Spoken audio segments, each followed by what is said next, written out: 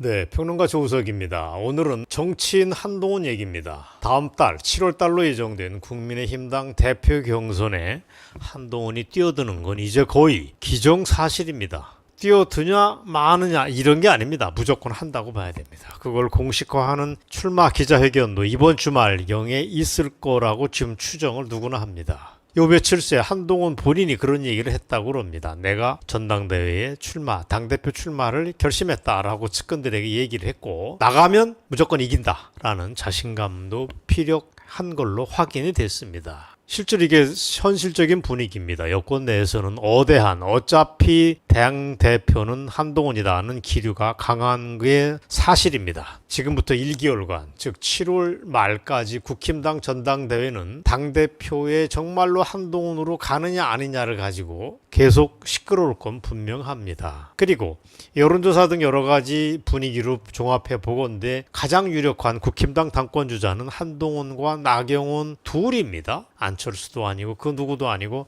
한동훈과 나경원인데 두 차의 격차가 생각보다 큽니다. 그래서 한동훈에게 쏠리는 현상이 큰 변함이 없을 것 같다. 어대한이 현실로 될 가능성이 높다는 걸 오늘 일단 말씀드리겠습니다. 여러 가지를 종합해보면 한동훈이라는 정치인이 참 유별난 게 사실입니다. 왜 그러냐면 보통 총선에서 패배한 사람들은 빠르게 잊혀집니다. 옛날에 차기 대권주자로 거론됐던 김무성을 보시기 바랍니다. 그 사람이 새누리당 대표를 했더랬습니다. 그 다음에 황교안도 그렇습니다. 미래통합당 대표를 했는데 두 사람은 각각 2016년 총선하고 2020년 총선에서 각각 패했습니다. 그러면서 치명타를 입고 사람들 머릿속에서 지워져 버렸습니다. 그런 코스라 그런 겁니다. 그런데 한동훈은 안 그렇습니다. 저렇게 이례적인 존재감을 꼿꼿하게 유지를 하고 있습니다. 특히 여성을 중심으로 해서 중년 여성을 중심으로 해서 한동훈 팬덤은 아직 꺼지지 않는 아성을 구축하고 있습니다.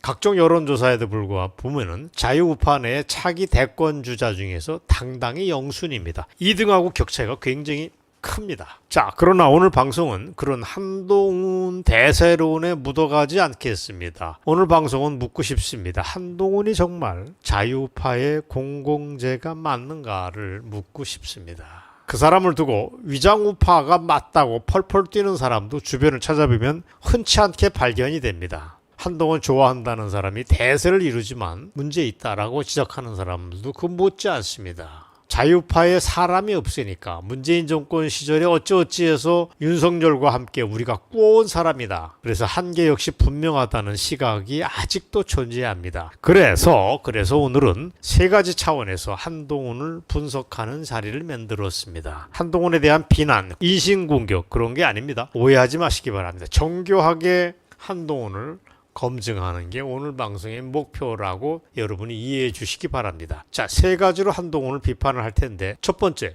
그 사람을 알려면 주변의 친구들을 보면 된다는 얘기가 있습니다. 그런 기준에서 본다면 한동훈은 애매한 사람이 맞습니다. 지난 주말에 매일경제에 이런 기사가 떴다가 무슨 영문인지 모르겠지만 바로 지워졌습니다. 그게 바로 이 기사입니다. 한동훈이 23일 출마 기자회견을 한다는 얘기였습니다. 그리고 측근 영입 차원에서 김경률, 진중권, 신지호 등을 끌어들였다는 게 부제로 나와 있습니다. 심지어 장인인 진형구 전 대전 고검장까지 합류시켰다는 내용까지 매경의 단독 기사로 보도가 됐습니다. 자, 하나하나 들여다보겠습니다. 진형구가 여러분 누군지 아십니까? 얼굴 사진을 보시지만 한동훈이 국힘당 비대위원장 시절부터 뒷배를 봐주던 사람입니다. 자, 그래서 우리는 묻지 않을 수가 없습니다. 왜 한동훈 주변 인물 중에 제대로 된 자유우파, 멀쩡한 자유우파 인물은 없느냐? 단 한 사람도 없느냐라고 우리는 묻습니다. 진영구부터 사실 좀 수상합니다. 이 사람은 친중국 인사, 친중파라고 하는 딱지가 내내 따라다니고 있습니다. 예전에 검찰을 나온 다음에 옷을 벗은 다음에 그런 쪽에 친중신문을 발행했던 경력이 있기 때문에 친중 딱지가 계속 붙어 다니고 있습니다. 본인이 이거를 시원하게 밝힌 바도 없습니다. 그러니까 집안 자체가 문제 있습니다. 한동훈 집안 자체도 우리 편이 아니라는 얘기도 있지만 그 다음에 또 말씀드리겠고, 그 다음에 이번에 영입한 인사라고 하는 진중권도 우리가 그렇게 흔쾌한 사람이 아닙니다. 예전에 우리 편으로 넘어온 건 사실이지만 좌빨의 본성이 남아있는 것도 사실입니다. 그래서 진중권은 박정희, 이승만의 이름만 등장하면 그냥 흥분하고 들이댑니다. 까대는 게 자기 일이라고 생각하는 모양입니다. 진중권의 한계도 우리가 다 알고 있습니다. 물론 참여연대 출신의 김경률도 마찬가지입니다. 사실 전에 한동훈이 비대위원장 시절부터 그 사람 주변에는 온통 참여연대 출신의 운동권 출신으로 디글디글 됐던 걸 우리가 알고 있습니다. 그래서 우리가 걱정을 하는 것입니다. 정말 한동훈이 당대표가 되면 무슨 일이 벌어지냐. 지금 국힘당이라고 하는 거는 기득권에 젖어있는 머저리들이 모여있다라고 우리가 얘기를 하는데 한동훈이 들어오면 그나마저 다 쓸려나가게 될 수 있다. 모질이 우파, 머저리 보수적 사람들까지 쓸려나가는 계기가 되면 어떡하냐 하는 걸 사람들이 지금 걱정하는 것입니다.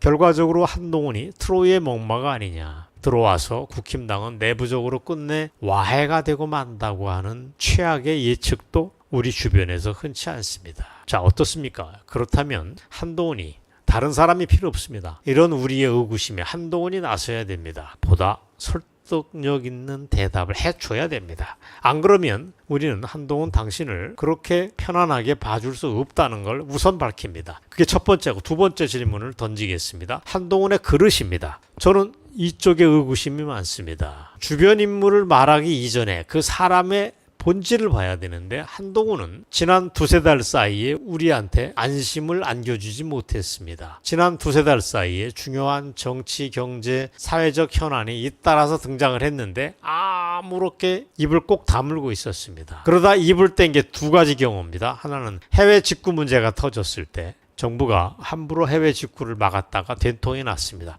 그 문제, 그 다음에 지구당 부활 문제를 뜬금없이 한동훈이 꺼냈습니다. 이게 그 지난 두세 달 사이에 한국 사회에 등장했던 중요한 현안에 비하면 너무 지엽적인 겁니다. 여기에 대해서 빼꼼히 입을 여는 게 한동훈의 수준입니다. 구체적으로 말씀드리면 4월 10일 총선 이후에 그게 패배한 다음에 우리는 윤석열 정부의 미래를 우리는 걱정을 많이 해왔습니다. 국힘당의 미래가 어떻게 될 것이냐 하는 얘기도 동시에 했습니다. 참패한 원인이 뭐냐? 대안은 뭐냐? 그럼 국정 운영의 기조를 어떻게 가져가야 되느냐? 어떠한 전환이 필요하느냐? 보수당으로서의 국힘당은 어떻게 발본적 혁신을 해야 되는데 방향이 어떤 거냐, 이런 얘기들이 지속적으로 문제제기가 왔는데 한동훈이 이런 문제에 대해서 단 한 번도 입을 뻥끗 해본 일이 없습니다. 사실입니다. 검색해 보십시오. 희한한 거 아닙니까? 이게 뭘 얘기하는 거냐? 저는 심플하게 여러분들에게 말씀드립니다. 한동훈은 그런 사안에 대해서 아는 게 없다는 뜻입니다. 한동훈한테 정치 경륜이 없다는 건 우리가 압니다. 결정적으로 대한민국 현대사에 대한 따뜻한 시선도 없습니다. 한동훈한테 있는 건 분명하게 있는 게 있습니다. 말솜씨가 까칠하지만 깔끔하게 하나 있습니다. 그 다음에 1973년생이라는 젊음도 가지고 있습니다. 하지만 이런 껍데기가 전부입니다. 자, 아까 얘기로 돌아가다 보면 주변 인물을 보면 한동훈이 보이는데 그런 기준에서 본다면 한동훈은 애매한 사람이 맞습니다. 그 다음에 한동훈 내부에 콘텐츠가 정말 뭐 있느냐, 현대사에 대한 공부가 제대로 되어 있느냐 하는 걸 들여다봐도 역시 답은 하나입니다. 신뢰하기 힘든 사람이다.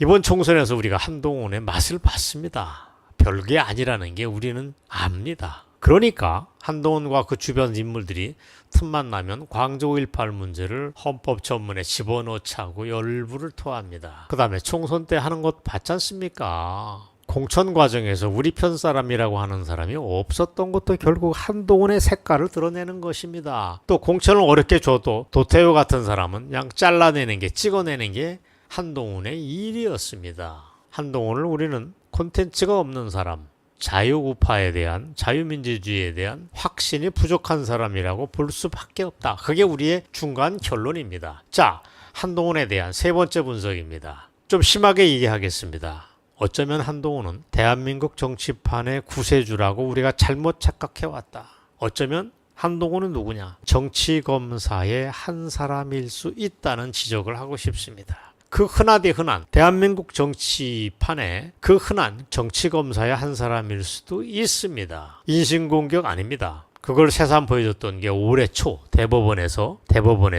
1심에서 모든 사법농단의 혐의를 벗어던지고 무죄가 선고됐던 양승태 전 대법원장의 진지한 질문을 우리는 기억하고 있기 때문에 그렇습니다. 양승태 대법원장은 지난 5년 동안 가장 곤욕 속에 빠졌던 사람인데 무죄가 이미 1심에서 나왔습니다. 그쪽으로 간다고 누구나 봅니다. 근데 그 양승태 그분이 지난해 했던 최후 진술이 아주 인상적이었습니다. 그동안에 대한 사법농단 어쩌고 하면서 그 자신에게 퍼부어졌던 말도 안 되는 공격을 한 방으로 정리해버렸습니다. 그게 뭐냐? 특정 인물을 표적으로 한 먼지털이식 수사에 불과했다. 그러면서 윤석열 당시 이걸 주도했던 서울중앙지검장하고 한동훈 차장을 정면으로 비판을 했습니다. 들이받았습니다. 바로 그 두 사람이 말도 안 되는 불법적인 수사권 남용을 했던 주인공이다라고 명시적으로 얘기를 했습니다.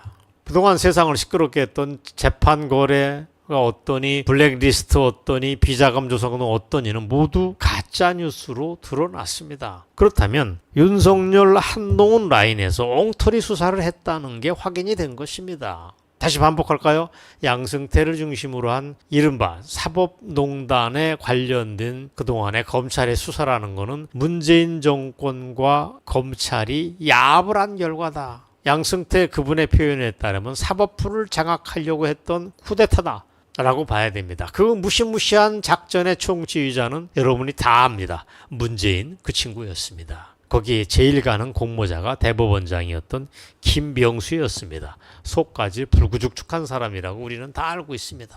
결정적으로 그걸 시행한 사람이 중요합니다. 그게 바로 현직 대통령 윤석열과 지금 당대표로 유력한 한동훈이라는 건 변함이 없습니다. 안타깝지만 이게 대한민국의 현실입니다. 그렇다면 양승태 대법원장이 1심에서 무죄 판결이 됐을 때 윤석열 대통령은 적절한 입장 표명을 했어야 옳았다라고 우리는 보는 것입니다. 안 그렇습니까? 그리고 한동훈은 뭐 대통령 자리의 특수성 때문에 얘기하기 어렵지만 저는 입장 표명이 필요하다고 지금도 생각합니다. 그 다음에 한동훈도 얘기할 거 없습니다. 당시 맡고 있었던 게 국힘당 비대위원장인다면 사퇴를 고려하는 것도 올바른 선택이었다고 봅니다. 그런데 여당과 야당 모두가 캥기는 게 있어서 그런지 누구도 그 얘기를 공개적으로 얘기하지 않고 그냥 덮기에 급급했습니다. 그리고 유야무야하다가 결국 여기까지 왔습니다. 그 사이에 총선 대패가 있었습니다.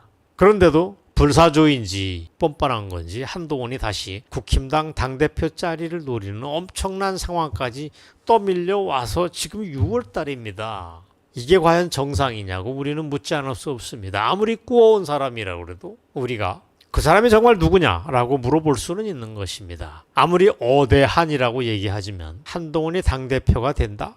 이건 또 다른 문제입니다. 비대위원장하고 또 다릅니다. 그런 차원에서 한동훈의 정체성, 그 사람의 실체를 검증해 보는 건 반드시 필요하다는 얘기를 오늘 여러분들에게 말씀드렸습니다. 한동훈에 대한 팬덤이 있고 그걸 추종하는 굉장히 적지 않은 사람들이 있음에도 불구하고 제가 용기를 내서 오늘 방송을 했습니다. 좀 불편하신 마음이 들더라도 한번 저의 문제제기에 대해서 검토를 해보자 이런 제안이었습니다. 오늘 방송 여기까지입니다. 경청해 주셔서 감사합니다.